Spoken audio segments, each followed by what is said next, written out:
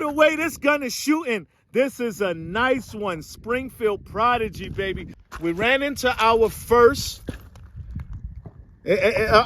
malfunction, but we came up with 3 malfunctions. And after shooting so many rounds through it, I'm very interested to know why that actually would have happened. Prodigy is a gun that came out sometime last year, and this was a phenom, the Prodigy. I wanted to wait some time to see what people were going to be doing with their Prodigies before I got a Prodigy, and I got out here and I did some shooting and I did some testing and stuff like that. First off, I want to send a big shout out to my man Mikey, Big Mikey. Thanks a lot. Mikey's sponsoring this video today by providing this Prodigy that we're going to be shooting. So Big Mike, I want to say thanks a lot, man. I really appreciate you for this one. I've been hearing that there's some things people like and don't like, or there's some things that make the Prodigy run, don't make it run. Mikey bought this Prodigy as a used gun already, so I'm wondering whether what the problems were people were saying were going on before is active in this gun or not. One of those problems were I'm hearing that the Prodigy did not like a full magazine. He got this Prodigy, there was a 17-round magazine, I believe it was. Yeah, 17-round magazine. And there's also a 20-round magazine.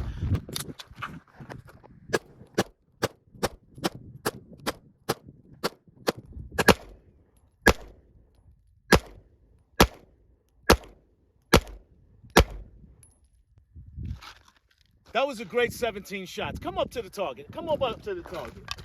That was a great 17 shots. I really like what's going on here. We were about 10 yards away from this target, and this gun, recoil-wise, this is a great shooter. What it is I'm seeing right here, the holes that are blown out in this target from the first 17 shots, I believe in what this Prodigy is doing. There was almost no recoil. I know my boy bought this for sub $1,000, maybe 800.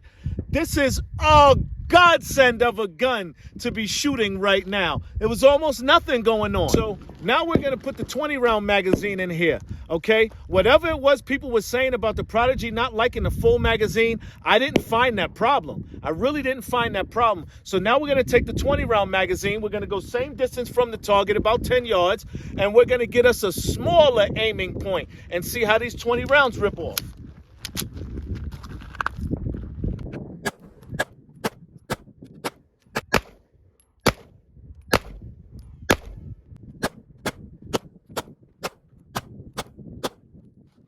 Listen, I'm getting a Prodigy. This is not my Big Mike. You might have to sell this to me or you might not get it back. I'm getting a Prodigy. Oh, the way this gun is shooting. This is a nice one. Springfield Prodigy, baby. Let's go up to the target and see what these 20 rounds did. Just look at that. Just look at that. Okay, that might be a little testament of the shooter, but this is a large testament of how this gun handled the recoil, how this gun handled these now these are 115 grain bullets. Okay, I'm gonna put a little something more spicy in this gun and we're gonna run it. But wow, I believe in the Prodigy. I like this. The Prodigy is, I'm kind of sort of at a loss for words. When I get to stuttering, I'm at a loss for words. I put some more spicy rounds in here. I got a really good sponsor, my man Nods. I want to send a big shout out my man Nods. He gave me some nice spicy home defense rounds. We're going to run these through the Prodigy. And once again, like I said in my parts before, I'm very impressed by what the Prodigy is doing.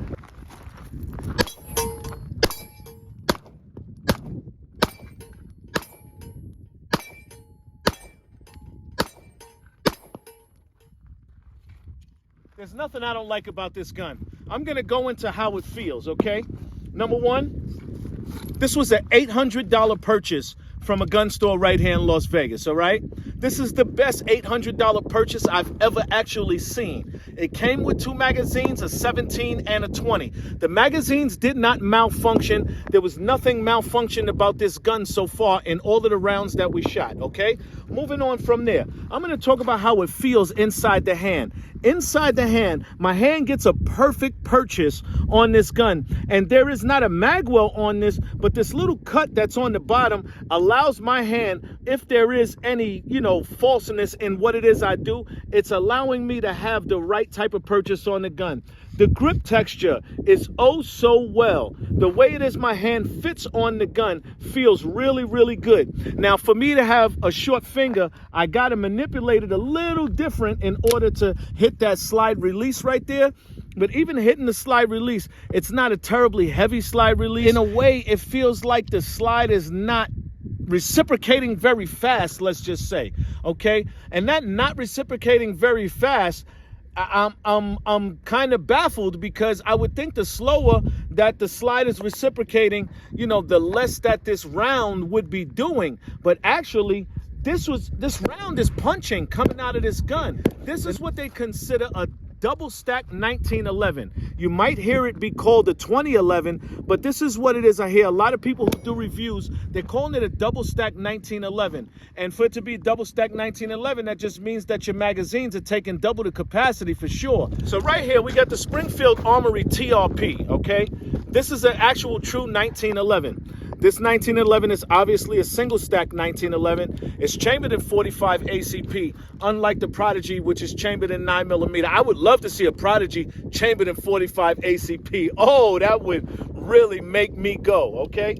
But I want to say that the weight on the TRP is maybe just a little bit more. I'm not going to get into true specs and put it on a scale and say this weighs this much, that weighs that much, because what do? We grab a gun, we take it out, we go shooting. We're not worried about what the weight is. Locking this back open, I can also get to the slide release a little bit easier on the TRP, and that has to do something with the slimmer frame, okay? I'm not going to say that one is less than the other, because the Prodigy really, really, really has excited me. So let's see what the TRP does now against the steel.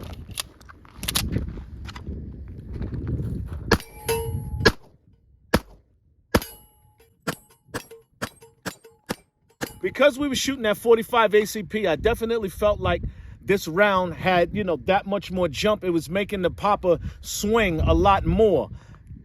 The shot inside the Prodigy was way smoother than the shot in the TRP, given that that's a 9mm and this is a 45. I did put some spicy rounds in the Prodigy, but I still didn't feel like the spicier the round, the gun was just going off, jumping everywhere.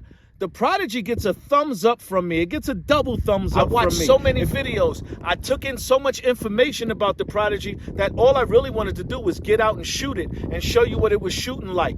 I love how that slide reciprocates on the Prodigy. I love how the slide reciprocates on the TRP. This is probably my favorite 1911. The Prodigy is going down as my favorite 9mm. My favorite gun chambered in 9mm right now. That's it. It's done. The Prodigy for the win. Thumbs up, baby.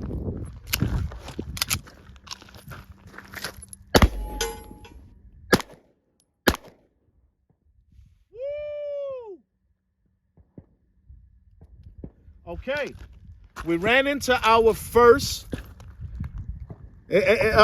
malfunction, okay? You see that right there. It's not quite a stovepipe, but that has a lot to do with me jerking the gun when I was shooting it. Okay?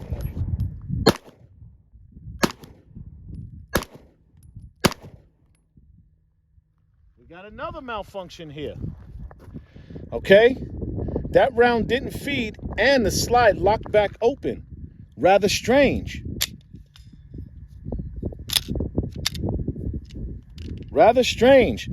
So now, out of all of that, all that crazy that I was doing, now I got a couple of malfunctions out of the Prodigy. What would I say they are? I really can't tell you. We're going to feed a couple of rounds into this and just see what happens.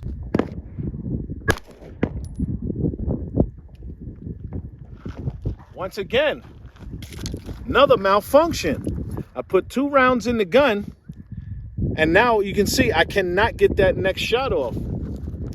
Getting nothing out of the trigger. We put it back into battery. It seems like with such light recoil, right, that the slide is not coming back and shooting forward and dropping another round in that chamber the right way. I got one last shot here. We'll see what happens. It locked back open.